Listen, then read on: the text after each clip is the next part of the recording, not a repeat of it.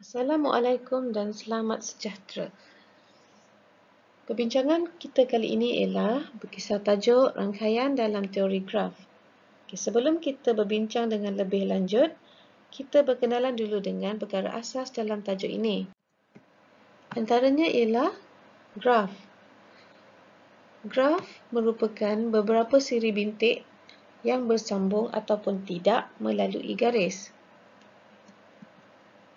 Rangkaian ialah graf yang mempunyai sekurang-kurangnya dua bintik berkait.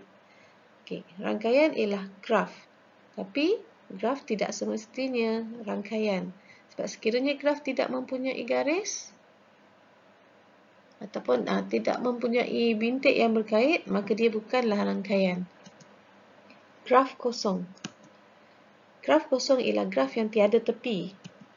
Contoh gambar graf kosong. Inilah yang dikatakan graf yang tidak berkait. Dia tidak mempunyai tepi, maka titik-titiknya tidak berkait antara satu sama lain, maka dia bukanlah rangkaian. Graf mudah, tepinya mudah, tepinya simple ataupun bintik yang berkait adalah simple seperti ini saja. Graf berkait, semua bucu bersambung dengan bucu lain dengan sekurang-kurangnya satu tepi. Contoh yang kita bagi sebelah ni, ini adalah merupakan graf berkait. Tapi gambar yang satu lagi ni, ini bukan graf berkait sebab ada dua lagi tepi yang sepatutnya boleh dikaitkan tetapi dia tidak berkait. Maka dia bukan graf berkait. Nampak kan yang kosong tu? Baiklah, dalam suatu graf, apa yang ada dalam suatu graf? Kita mesti ada bucu ataupun bintik. V tu. Tepi ataupun garis. H, E, darjah ataupun kita panggil D. Darjah ni lebih kepada kita kira bilangan darjah. Bilangan darjah tu simbolnya. Bilangan darjah merupakan 2 kali ganda bilangan tepi. 2E. Contoh, kita ada satu graf mudah ni. Kat mana dia punya V, bucu dia. Tengok titik-titik kuning tu 1, 2, 3, 4, 5, 6. Titik-titik tu ataupun bintik-bintik tu, itu adalah merupakan bucu. So, bila kita senaraikan, inilah kita dapat V, senarai set bucu kita 1, 2, 3, 4, 5 dan 6. NV, maksudnya bilangan V, bilangan bucu kita memang samalah bilangan dia adalah 6. Set tepi, set garis. Kita mana dia sambung titik-titik tu kan. 1, 2, 4. Sekejap cikgu tanda. 1, 2 tadi. 2, 4 tadi. Lagi.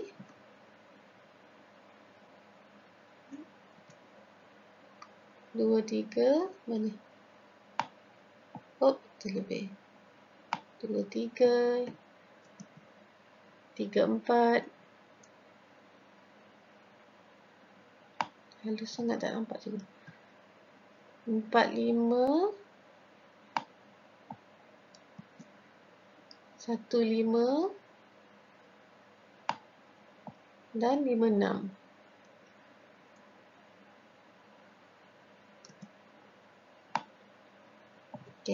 Contoh simple je. Kat mana kita cuma kira tepi je. Ada berapa tepi? 1, 2, 3, 4, 5, 6, 7. 5 ke 6 ni? Ni. Satu lagi 7. Jadi bilangan tepi kita ada 7. Macam mana pula bilangan darjah? Bilangan darjah 2 darab 7. So, sama dengan 14. Tengok gambar darjah tu, perhatikan. Tu cikgu nyalakan dia. 1 ke 5, 1 ke 2 tu dah ada. Berapa tu? 2 kan? Dekat bucu 1 ada 2 bilangan darjah dia. Dekat 2, 1, 2, 3. Nampak? Nampak dia menyala tu. Okey, ini ada 3. Dekat 3, 1, 2. Ada lagi tak? Tak ada kan? Ada 2 saja.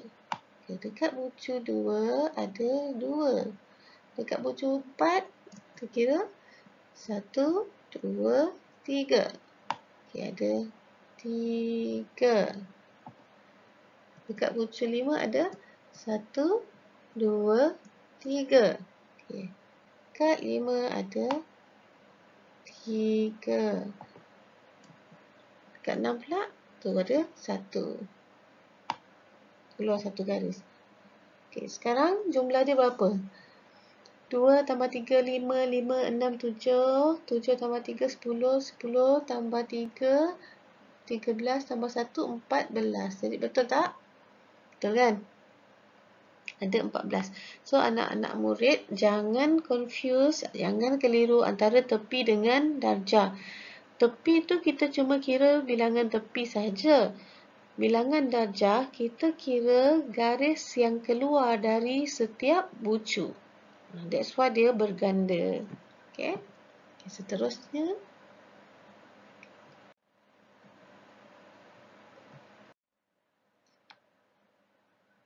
Okay. Graf ni ada yang berbilang tepi dan gelong. Yang graf mudah, garisan sahaja kan? Okay. Contohnya, kalau berbilang tepi macam ni. Okay. Ada 2 bucu. Contohnya ada 2 bucu P dengan T. Okay. Ada P, ada T. And then P dengan T ni disambungkan dengan, okey, contoh satu garis lurus, satu lagi lengkung. Okey, maksudnya dia ada 1, 2. Ada 2 tepi dia. Bukan straight line satu saja kan? Okey, ada 1 lengkung, satu lagi garis lurus. That means ada 2 tepi. Ini yang kita namakan berbilang tepi. Lebih daripada 1. Ataupun boleh diwakili dengan gambar macam ni. Ya, ada P dengan T diwakili dengan lengkung yang sebelah kanan 1, sebelah kiri 1. That means dia pun ada 1 dan 2 juga. Ada 2 tepi. So, bila kita nak tulis set tepi dia, E, macam ni lah. PT, TP ataupun PT, PT pun boleh, tak ada masalah. Maksudnya dia keluar 1 sebelah kiri, 1 sebelah kanan. Ada 2 tepi. Ini berbilang tepi. Satu lagi gelong. Memang ramai confuse ataupun terkeliru dengan berbilang tepi dan gelong ni. Gelong cuma ada 1 bucu. P saja. Tapi garis ataupun tepi tu dia keluar pergi pada diri dia sendiri. Maksudnya berapa tepi dia ada tu? 1 ke 2? 1. Okey. 1 je. Gelong hanya 1 tepi. PP. Maksud P pergi pada P saja. Okay, macam berbilang tepi ni tadi, P pergi pada T, satu keluar daripada kanan, satu keluar daripada kiri. Sedangkan gelong ni dia pergi pada diri dia sendiri je. Macam tu So ada 1 tepi. Boleh nampak beza? Cikgu tekankan sekali lagi, jangan keliru antara berbilang tepi dengan gelong. Okay. Graf okay, macam ni. Tadi kita belajar berbilang tepi dengan gelong. Okey, sekarang kita belajar beza antara graf terarah dengan graf tak terarah. Apa beza dia? Nampak tak? Boleh perhatikan kan? Jelas sangat. Terarah kita ada arrow. Tak terarah, garisan tepi dia biasa aja. Okey. Sebenarnya gambar ni gambar graf yang sama, cuma satu ada arah, satu tak ada arah. Actually dia punya bucu ke, dia punya bilangan tepi ke, dia punya bilangan di darjah, semua sama. Tapi cara perbezaan dia, kita tengok kita tengok apa beza dia. Okay, contoh macam ni bucu kita ada 3 lah, A, B, C kan. Okay. Bilangan bucu kita 3. Okay, bilangan tepi kita ada A, B, A, C, B, C, B, C. Itu kita namakan bilangan berbilang tepi tu kan. Kita nampak tak? Okay, kita ada satu graf berbilang tepi kat situ. Okay. Tu 1, 2, dah ada 2. 3, 4. Okay, ada 4 kita punya tepi. And then bilangan darjah kita 2 darab 4 ialah 8. Macam mana kita nak kira? Bermula daripada bucu A. Okay, tengok. Tengok pada arah. Ada tak garis tepi tu, arrow tu masuk ke A? Tak ada kan? Semua garis tepi tu keluar daripada A. Dia tak ada yang masuk. So that's why darjah keluar A kosong, tak ada. B pula, kita tengok titik B. Ada tak garis yang masuk ke B?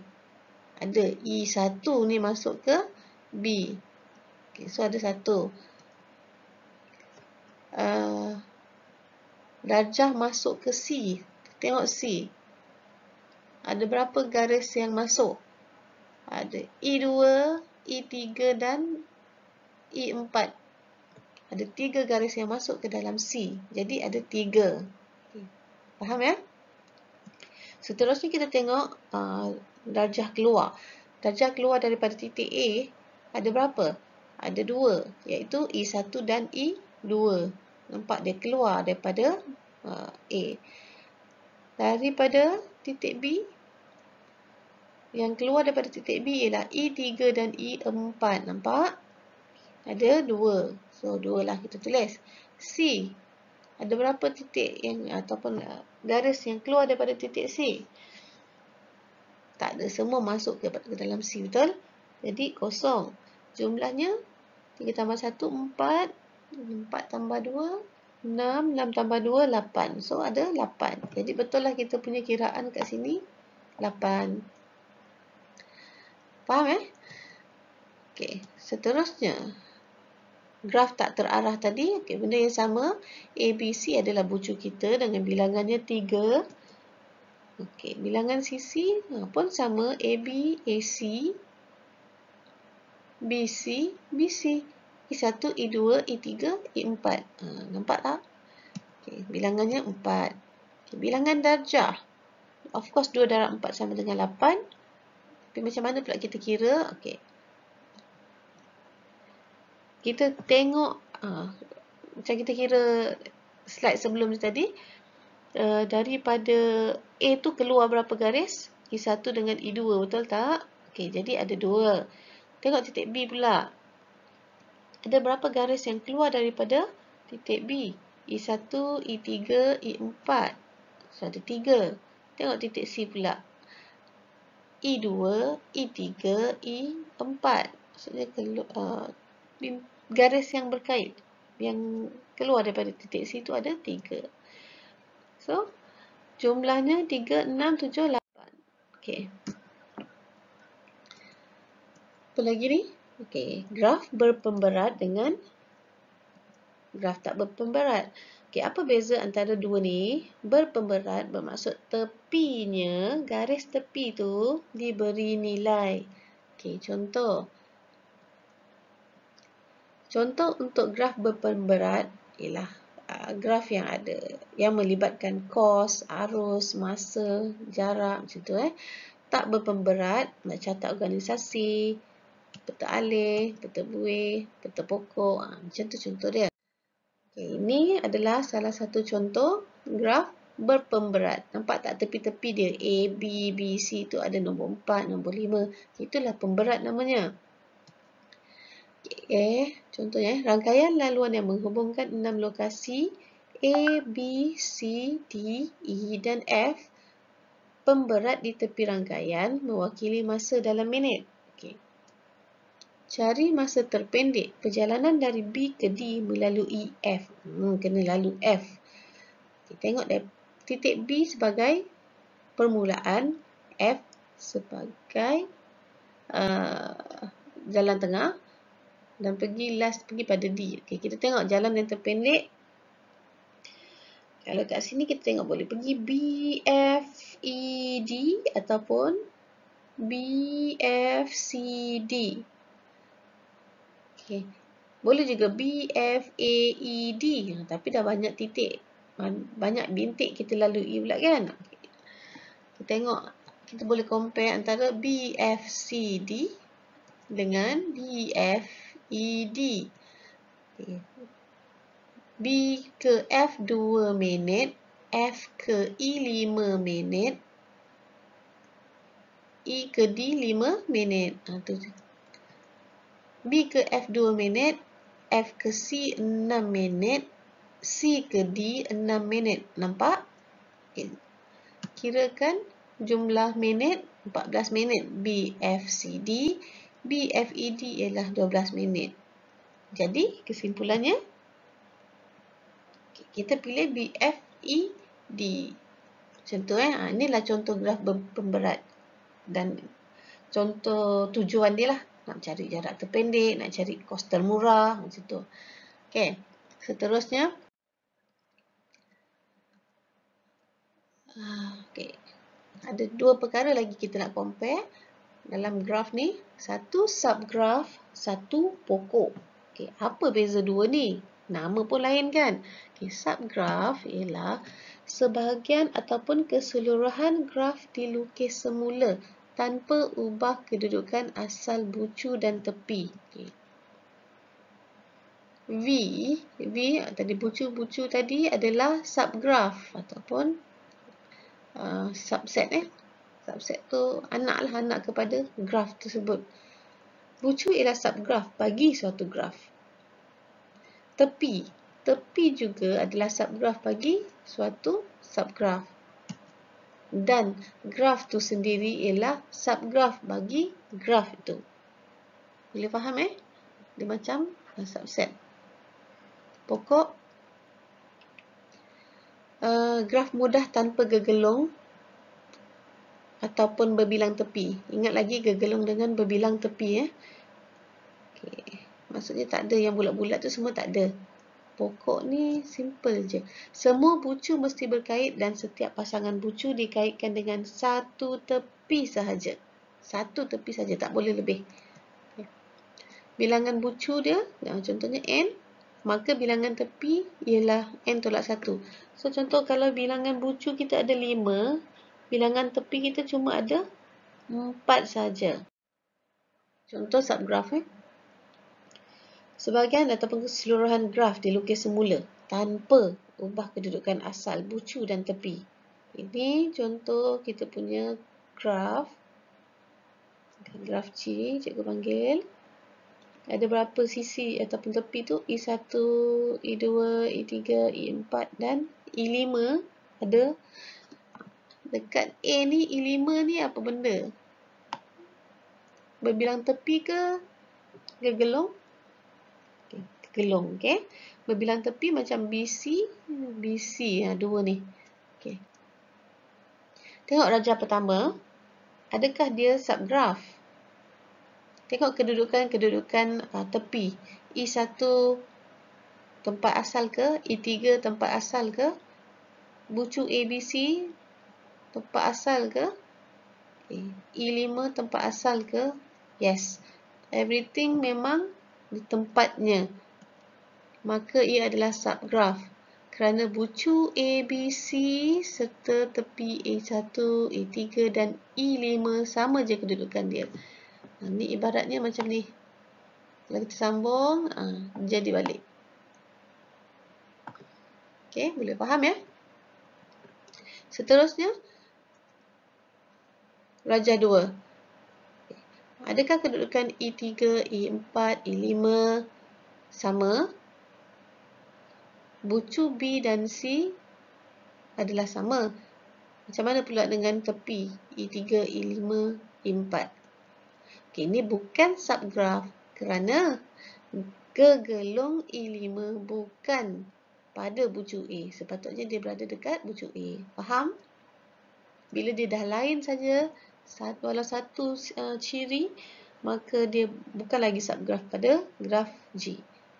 Okay. Pokok pula. Pokok merupakan graf mudah tanpa gegelung ataupun berbilang tepi. Semua bucu mesti berkait dengan satu tepi sahaja. Okay. Contoh. Ini adalah graf pokok. Bilangan bucu kita tengok ada obvious dia ada 6 bucu, betul? Dan bilangan tepi dia kita kira 1, 2, 3, 4, 5. Okey. 6 tolak 1, 5.